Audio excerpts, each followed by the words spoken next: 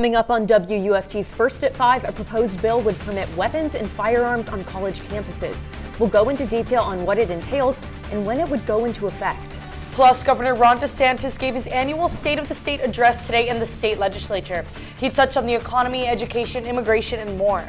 And severe storms are moving through the southeast and heading our way. We could see these storms as early as tomorrow morning. I will have your forecast coming up. First at 5 starts now. First at 5. From the University of Florida's College of Journalism and Communications, you're watching WUFT News. Happening right now, a viewer just sent us this photo of a protest at Maine and University. We're told several people are out with signs opposing DOJ. At this time, that is all the information we have about the protest. If passed, a proposed bill would allow concealed carry for weapons and firearms on college campuses. Welcome to WUFT First at 5. I'm Bailey Korinek. And I'm Eva Garcia. Thanks for joining us. The bill was first proposed by Florida State Senator Randy Fine in February. WFT's Haley Balgobin is live at Turlington Plaza with details on how this bill would affect Florida students. Senate Bill 814 has been filed and referred to criminal justice. It would allow anyone to carry a firearm on any college or university campus.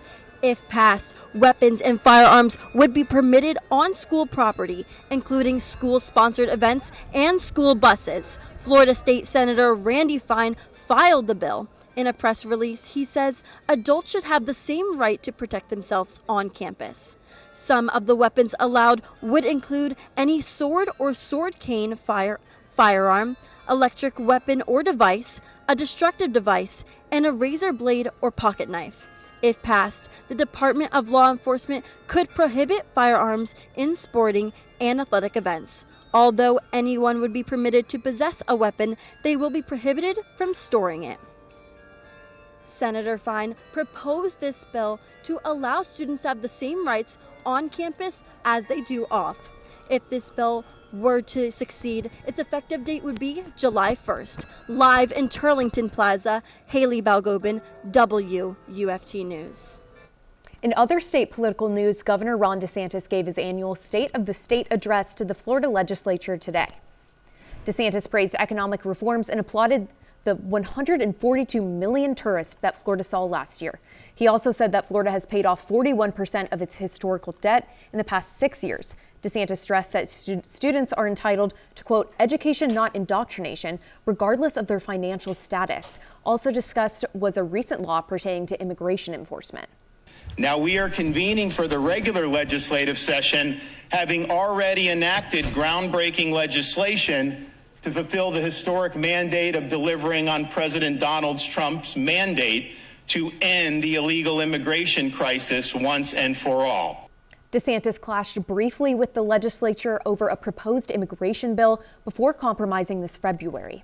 Let's take a live look at I-75 as your evening commute looks to be rain-free with clear skies. Your forecast tomorrow morning might look a little different. UF forecaster Matthew Clark is tracking storms this evening, and he joins us now with the weather forecast with more on when the storms will arrive.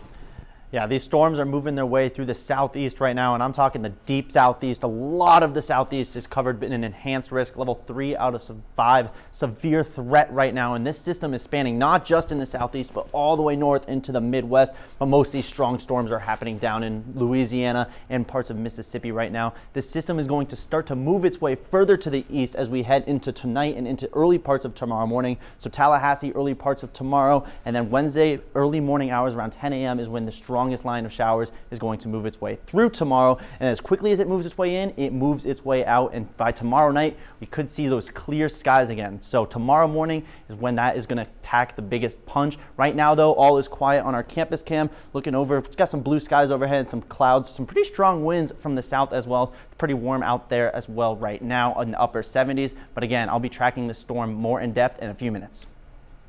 Authorities charged 62-year-old Geraldo Rivera Serrano of Marion County with 2 counts of child molestation. Rivera Serrano's charges included a teenager and a child younger than 12. He was arrested in February when MCSO found out about the 2 juvenile victims who disclosed long-term sexual abuse at the hands of Rivera Serrano. Authorities say their disclosures accurately aligned with Rivera Serrano's pattern of grooming, victim blaming, and molestation. University of Florida students gathered last night to mourn Nyla Holland, a 20-year-old sophomore who was killed in a tragic car accident Sunday while riding her moped. Friends joined together at the Southwest Recreation Center and shared their favorite memories with Holland.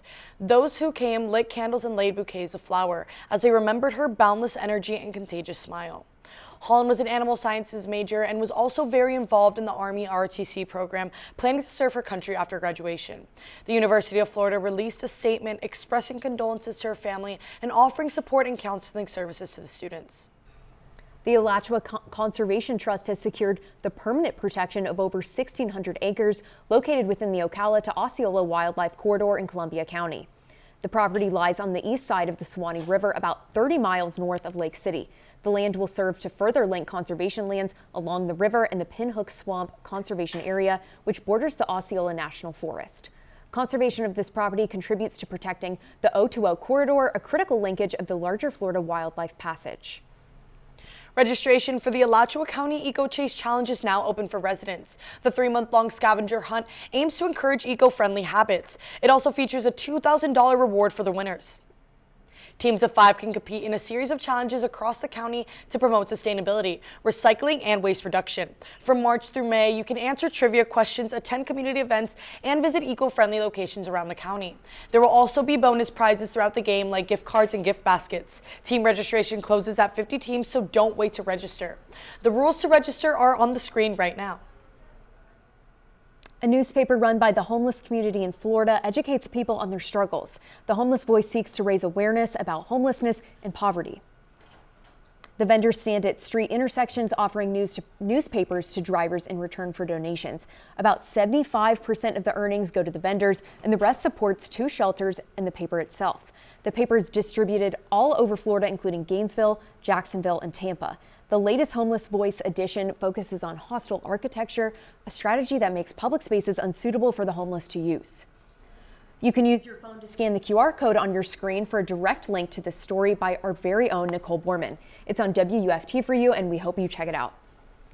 Bike riders, this story is for you. Alachua County ranks top 25 Florida counties with crashes that end in serious or deadly injuries for pedestrians and cyclists. During Florida's Bike Month, Gainesville Police has tips to keep you safe on the road. Drivers should look for bike riders everywhere, especially when it's dark out. When you're driving next to a bike, make sure you yield to the cyclist before making your turn. For those on 2 wheels, stay alert and wear protective clothing and gear. If you need gear, GPD is giving away helmets and bike lights throughout the month. For more safety information, you can visit Alert Today, Florida's website. Coming up on First at 5, President Trump is set to address a joint session of Congress tonight at 9. This comes days after an Oval Office spat with Ukrainian President Volodymyr Zelensky. And today, tariffs on goods from China, Canada, and Mexico went into effect, with the stock market showing reactions already. All of this and more when we return.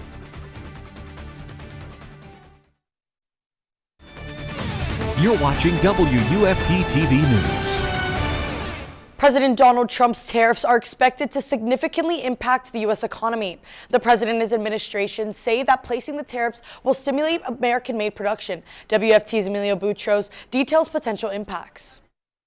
President Trump's tariffs against Canada, Mexico, and China officially went into effect. After midnight, the United States imposed a 25% tariff against imports from Mexico and Canada.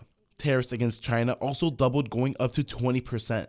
In retaliation, Canada enacted a 25% tariff on $20 billion worth of U.S. imports and threatened tariffs on $86 billion more worth of product in 21 days. The Trump administration says the tariffs will stimulate U.S. production. So what they have to do is build their car plants, frankly, and other things in the United States, in which case they have no tariffs. So the idea is come to America, build greatness in America, build for the American customers in order to bring production to America. Experts say tariffs will have a long-term negative impact on everyone involved. Going to reduce the amount of imports into the United States from Canada and Mexico. It's going to reduce the imports into Canada from the United States. So everybody loses that gain from trade. So it's going to have a negative impact on the U.S. economy. The effect of tariffs are already being seen in stores such as Target, who in a recent statement said tariff uncertainty will impact profit this quarter. For WFT News, I'm Emilio Boutros. In just a few hours, President Trump will address a joint session of Congress and the nation for the first time since his return to the White House. His speech is expected to outline his domestic agenda as well as his administration's role in foreign disputes. We're making a speech. You probably heard about it. His address to Congress and the nation, a senior administration official tells NBC News, will focus on the president's domestic agenda. Tariffs activated overnight, border security and deportation efforts, the elimination of federal diversity, equity, and inclusion programs, and the Department of Government Efficiency's lightning-paced actions to reduce the size of the federal government by slashing budgets and reducing the workforce. Let us work! Tens of thousands have lost their jobs. And so when the news came, everyone around me was in disbelief. I mean, people were crying. Democrats questioning the legality and effectiveness of those cuts and the focus of the president during the first 43 days of his second term. A majority of Americans believe that Donald Trump has ignored the number one issue they care about, inflation, rising costs. In a new NPR-PBS Marist poll ahead of tonight's speech, Americans are split on the administration's efforts. 54% say the country is moving in the wrong direction, 45% saying it's on the right track. President Trump's approval rating also at 45%. His address will also likely touch on changing international relationships. You've allowed yourself to be in a very bad position. 4 days after an Oval Office shouting match with Ukrainian President Volodymyr Zelensky, overnight the administration announces a pause in U.S. military aid to Ukraine, calling for an end to its war with Russia and a lasting peace agreement between Israel and Hamas, suggesting the U.S. should control and rebuild the Gaza Strip. Jay Gray, NBC News. What? SpaceX announced yesterday that it would expand its Starship operations in Florida. In a press release, the company said the move will bring production and launch capabilities to a new facility at NASA's Kennedy Space Center. The Starship program would be the first reusable launch vehicle in space history. The joint NASA-SpaceX will eventually be responsible for delivering supplies to Mars. Governor DeSantis welcomed the plans and implored NASA to scrap a planned headquarters in Washington, D.C. in favor of Florida. A well-known restaurant in Gainesville suddenly closed its doors. Customers who frequent TGI Fridays say they were blindsided to find out it shut down with no prior notice. Those who arrived for a meal were caught off guard, and there is a sign posted stating the restaurant closed and thank customers for being valued guests. Sad, like now I just gotta go to my other spot all the time, and this is my #1 spot, so I don't know what I'm gonna do. Around the country, there have been reports of other locations closing too. The popular chain filed for bankruptcy last year. There is a slight risk of severe weather tomorrow morning for Alachua County and parts of northeast Florida. I'm timing out the system that's headed our way after the break.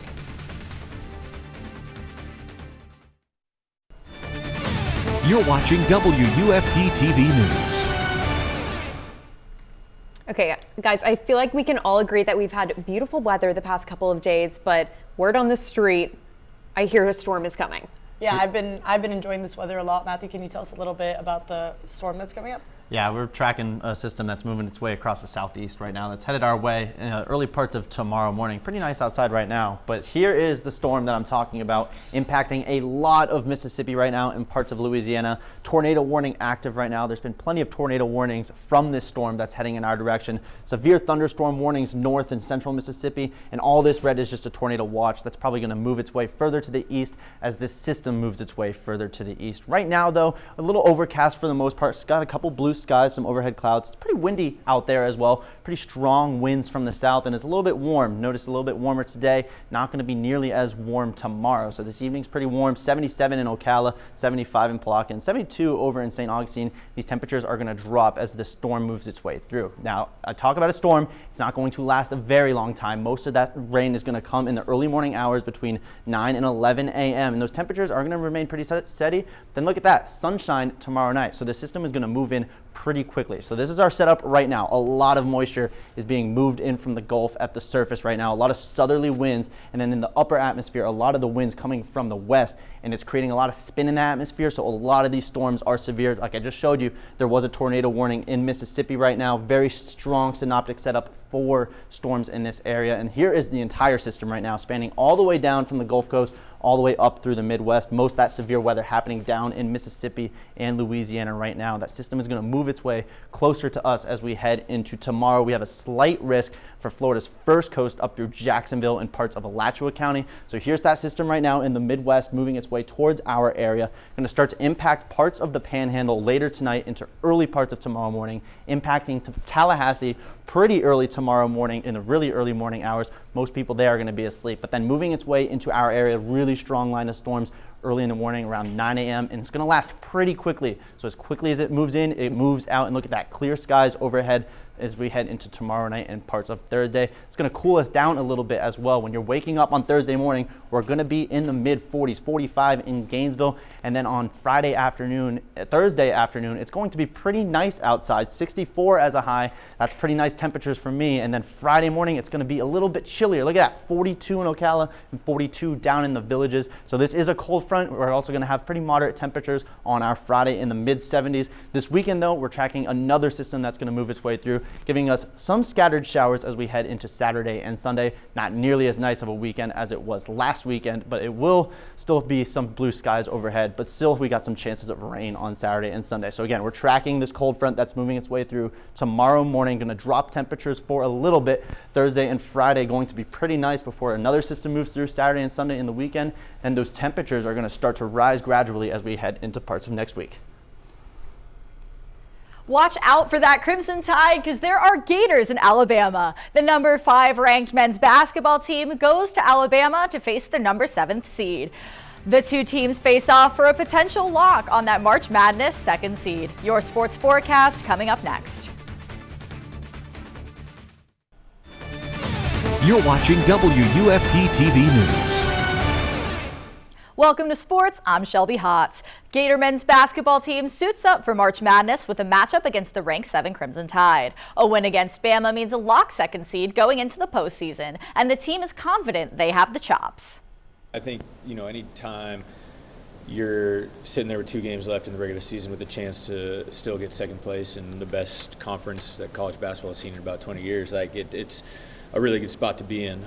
We have 2 really big challenges ahead of us. Obviously, this Bama game, both of us are playing for 2nd right now. I think whoever wins on Wednesday will have the inside track. With that being said, we're still shooting for the 1 seed and the double bye. Florida hopes to enter the SEC tournament as the Kingslayers, the team that took down 2 number 1 seeds in Auburn and Tennessee. After their loss against an unranked Georgia, the Gators needed their Saturday win against Texas A&M to score back their hopes at a top 2 March Madness seed. Tip-off is tomorrow at 7 p.m. Move over, boys. The new queen of Gator hardwood is here. Just in today, Florida guard Liv McGill moves up to the SEC All-Freshman team. McGill leads all freshmen in the country in assists per game and leads in total assists at 151. At a combined 486 points in her freshman outing, there's little question about her skills. The team hopes to hone their skills as well going into the SEC tournament off a devastating fall to Texas on Sunday. Here's the Gators' climb to SEC greatness. The 11th seed Gators aim to tame the Tigers in the first round. After falling to Auburn by 23 in their previous matchup this January, the Gators hope for a come-up in South Carolina. In the event of a victory, Florida would move on to play Alabama, and in the best-case scenario for the Gators, they'd move to the quarters to face LSU. The tip-off against Auburn is set for tomorrow at 8:30 p.m. Speaking of best-case scenarios, Gator baseball hopes to replicate their Friday and Saturday wins against Miami and take sweet victory tonight at UCF. Although the series resulted in a win, the Gators faced a bad case of the Sunday scaries, losing 13-7 to the Hurricanes and carrying their first loss of the season. There are some highs and lows of the weekend series. Starting with some good news, catcher Luke Heyman exploded at bat on Saturday, sending 2 rockets beyond the fence to a program record crowd of over 9,000 fans. Also bringing the fire, freshman Aiden King was crowned SEC Pitcher of the Week, the first freshman to do so solo in almost 3 years. On the flip side, both left-handed pitcher Pierce Coppola and second baseman Cade Kurland left the diamond hurt. There have been no updates on whether either player will play tonight. Despite this, the Gators hope to go yard tonight in Orlando. And looking to go yard in our backyard, Williston High School put up a fight last night against Lafayette. Both teams started with a bang in the early game, with Williston on a 3-run hot streak in the bottom of the third. The two teams remained tied at 3-3 into extra innings, where Lafayette delivered the final blow in the 8th, nailing down a 4-3 win over the Red Devils. However, Williston will have a shot at redemption tonight against Palatka. The other matchups tonight include Eastside at Countryside, which is currently in progress, Gainesville at Trenton, and PK Young at Chiefland. The matchup to watch tonight is Buchholz at Trinity Christian, the victor busting their opposition's undefeated season. And finally, heading from baseball to birdies, Gator Golf continues the Southern Highlands Collegiate in Las Vegas. Gator Ian Gilligan is ranked 10th nationally and teed off today at 4:30 Eastern. Before we go, one last check on the weather. Yeah, we're tracking a cold front that's moving its way through into tomorrow morning around 9 a.m. We're timing that up. 90% chance of rain. Going to be some pretty strong thunderstorms for a short amount of time before it drops those temperatures. Pretty nice cool down on our Thursday before we warm back up Friday, and some more rain heading into our area this weekend. On Saturday, not going to be nearly as nice of a weekend this weekend as it was nice weekend. Pretty eventful week for weather, that's for sure. As always, thank you, Matthew, for keeping us updated on the weather, and thank you for joining us. We're back here tomorrow for another edition of First at 5. But your North Central Florida news is always on at WUFT.org and all of our social media platforms. Have a good night.